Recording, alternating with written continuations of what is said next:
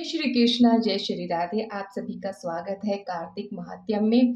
आज हम आपको सुनाने जा रहे हैं 11वां अध्याय। अगर इससे पहले के 10 अध्याय आपने नहीं सुने हैं तो आपको हमारे चैनल पे मिल जाएंगे, आप जरूर जाके सुनिएगा। तो चलिए शुरू करते हैं। एक समय जब समुंदर के पुत्र जलंधर अपनी स्त्री वृंदा के सहित असुरों से सम्मानित हो सभा में बैठा था, तभी गुरु शुक्राचार्य वहां पहुंचे, जिनके तेज से सब दिशाएं प्रकाशित हो गई। सब दिशाएं प्रकाशित हो गई। तब गुरु जी को आता देखकर असुरों सहित सागर पुत्र ने उठकर बड़े आदर से उनको प्रणाम किया। तेजस्वी गुरु जी ने सबको आशीर्वाद दिया। फिर उन्हीं को एक दिव्य आसन पर बिठाकर सब देखते से यथा स्थान पर बैठे गए और सागर पुत्र ने नम्रता से यह प्रश्न किया, हे गुरु जी, राहु का सिर किसने काटा था? आप हमें यह बतलाए। इस पर श्री शुक्राचार्य जी ने विरोचन पुत्र हिरण्यकश्यप और उसके धर्मात्मा पौत्र का परिचय देकर देवता और असुरों द्वारा समुद्र मंथन के संक्षेप में सब कथा कहकर यह बतलाया कि जब समुद्र से अमृत निकाला था तो उसी देव रूप बनाकर राहु भी पीने बैठ गया। इसी पर इंद्र के पक्षपाती भगवान विष्णु ने राहु का सिर काट डाला। यह सुनने के साथ ही जलंधर के नेत्र लाल हो गए। उसने बड़ा क्रोध किया। फिर अपने धराशम नामक दूत को बुलाकर गुरु को कहा कि सब वृत्तांत सुनाए और आज्ञा दे कि तुम शीघ्र ही इंद्रपुरी में जाकर इंद्र को मेरी शरण में लाओ। जलंधर का बड़ा निपुण दूत था। वह शीघ्र ही इंद्र की सुधर्मी नामक सभा में जहां पहुंचा और उसने जलंधर के शब्दों में कहा, हे देवतधम, तुमने समुद्र को क्यों मथा था और मेरे पिता के सब रत्न समुद्र को क्यों मथे और मेरे पिता के सब रत्नों को क्यों ले लिया? ऐसा करके तुमने अच्छा नहीं किया। यदि तू अपना भला चाहता है तो उन सब रत्नों सहित देवताओं के साथ मेरी शरण में आ, अन्यथा हे सुरधम, मैं सत्य कहता हूँ कि तेरा राज्य ध्वंस कर दूंगा।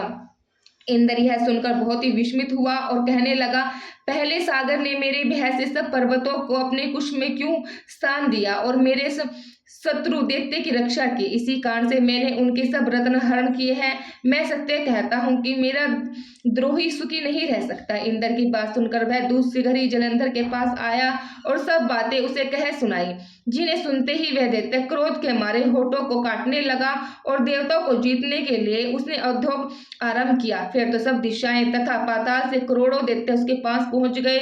शुंभ निशुंभ सेनापतियों के साथ लेकर जलंधर इंद्र से युद्ध करने लगा। शीघ्र ही इंद्र के नंद वन में अपनी विशाल सेना उतार दी। वीरों के शंख ध्वनि और घोर गर्जना से इंद्रपुरी गूंज उठी। अमरावती छोड़ देवता उनसे युद्ध करने चले। भयानक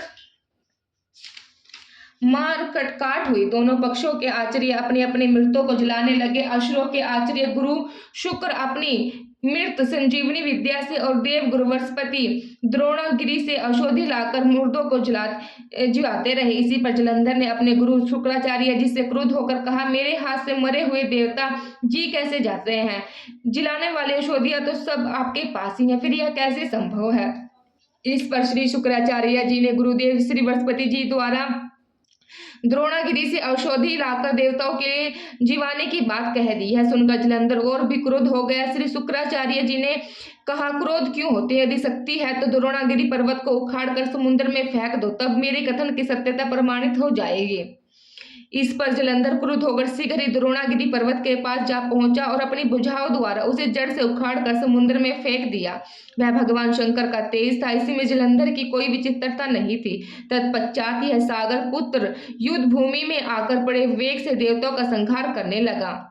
जब गुरु बृहस्पति औषधि लाने के लिए द्रोणागिरी पर्वत पर पहुंचे तो द्रोणागिरी की जगह वहां पर उन्हें सूना मैदान मिला। तब वह भयभीत होकर देवताओं के पास आए और कहा कि युद्ध बंद कर दो, तुम लोग अब जलंधर को नहीं जीत सकोगे। पहले इंद्र ने जो भगवान शंकर का अपमान किया था, यह उसी का फल है। यह सुनकर देवता युद्ध का आश त्याग अत्यंत ही व्याकुल हो इधर उधर भाग निकले। संधुसूत निर्भय होकर अमरावती में प्रवेश हो गए। इंद्र आदि सभी देवताओं ने गुफाओं में शरण ले ली। अब हम आपको सुनाएंगे 12वां अध्याय। जय श्री कृष्ण, जय श्री राधे। श्री नारद जी ने कहा, तब जलंधर को अपनी खोज में आता देखकर इंद्र आदि देवता भय कुंपित हो वहां से भाग निकले। भाग कर वह वैकुंठ में भगवान विष्णु के पास पहुंचे। फिर देवताओं ने अपनी रक्षा के लिए उनकी स्तुति की। देवताओं की उसी क्षणवाणी को सुनकर करुणा सागर भगवान विष्णु ने उनसे कहा, देवताओं, तुम भय तो त्याग दो, युद्ध में तो शीघ्र ही उस जलंधर को देखूंगा।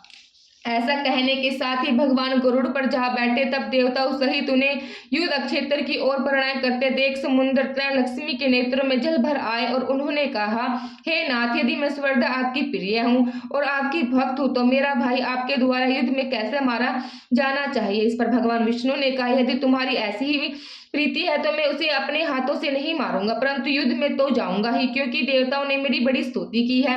ऐसा कहकर शंख चक्र गदा पद्मधारी भगवान विष्णु गरुड़ पर चढ़े हुए शीघ्र ही युद्ध के लिए उस स्थान पर जा पहुंचे जहां पर जलंधर विद्यमान था। विष्णु के तेज से कंपित देवता सिंह नंद करने लगे। फिर तो अरुण के अनुज गरुड़ के पंखों के प्रबल वायु से पीड़ित हो देवते इस प्रकार घूमने लगे जैसे आंधी से बादल आकाश में घूमते हैं। तब अपने वीर देवते को पीड़ित हुआ देखकर जलंधर ने क्रुद्ध होकर भगवान विष्णु को अद्भुत वचन कहकर उन पर कठोर आक्रमण कर दिया।